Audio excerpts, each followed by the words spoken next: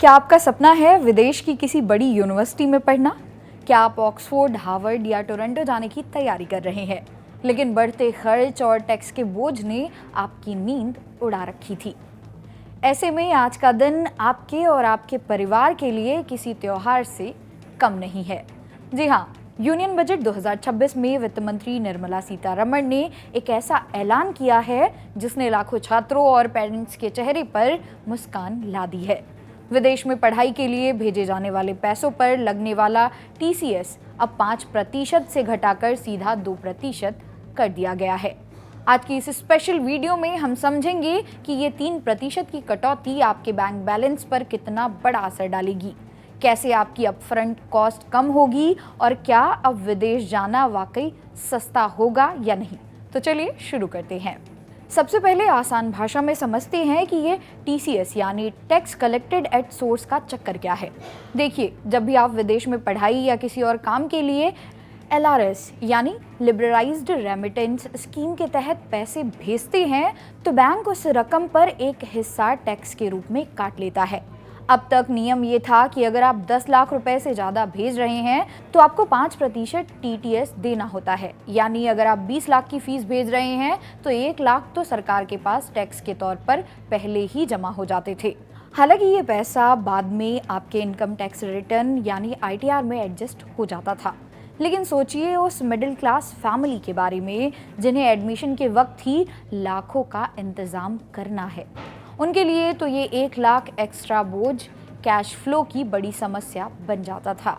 इस समस्या को सरकार ने अब जड़ से खत्म करने की कोशिश की है। बजट 2026 की सबसे बड़ी हाईलाइट, वित्त मंत्री ने साफ शब्दों में कहा, I propose to reduce the TCS rate for pursuing education and medical purpose from 5% to 2%। इसका मतलब क्या है, चलिए कैलकुलेशन से समझते हैं। मान लीजिए आपको अपनी ट्यूशन फीस और लिविंग एक्सपेंस के लिए विदेश में 30 लाख भेजने हैं। पुराने नियम के हिसाब से 10 लाख की छूट के बाद बाकी के 20 लाख पर 5% यानी 1 लाख टीसीएस कटता था।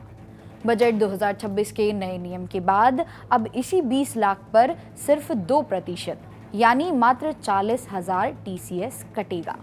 ऐसे में आपको सीधा 60,000 रुपए का फायदा होगा। ये वो पैसा है जो आपके हाथ में रहेगा। इससे आप अपनी फ्लाइट के टिकट ले सकते हैं, लैपटॉप खरीद सकते हैं या वहां जाकर पहले महीने का रेंट दे सकते हैं। यानी अब आपको बैंक से उतना बड़ा लोन या उतनी बड़ी सेविंग दिखाने की ज़रूरत नहीं पड़ेगी। ऐसे में अब सवाल उठता है कि शिक्षा ऋण वालों के लिए क्या? यहाँ एक और ज़रूरी बात, अगर आप सोच रहे हैं कि क्या यह राहत सिर्फ उन लोगों के लिए है जो खुद के पैसों पर जाते हैं विदेश, तो जवाब है नहीं।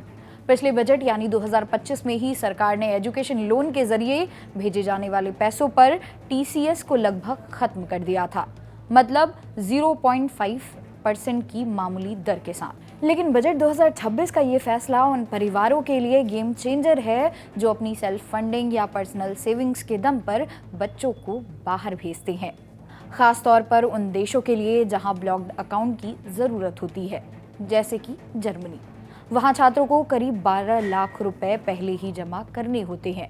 अब इस बड़ी रकम को ट्रांसफ़र करना पहले से कहीं ज़्यादा आसान और सस्ता हो गया है। एजुकेशन एक्सपर्ट्स और यूनिवर्सिटी कंसल्टेंट का मानना है कि इस कदम से भारत से बाहर जाने वाले छात्रों की संख्या में 15 से 20% का उछाल आ सकता है। कुछ रिपोर्ट्स की माने तो पिछले साल भारी टैक्स दरों की वजह से कई परिवारों ने अपना प्लान टाल दिया था या छोटी यूनिवर्सिटी चुनी थी। लेकिन अब अपफ्रंट लिक्विडिटी बढ़ने से मिडिल क्लास परिवार अपने बच्चों को बेहतर ग्लोबल एक्सपोजर दे पाएंगे।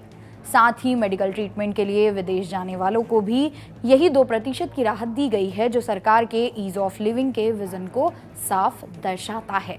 आज के लिए बस इतना ही। इसी तरह की और वीडियोस को देखने के लिए सब्सक्राइब करें जागरण जोश। मिलते हैं अगली वीडियो में। Thank you for watching.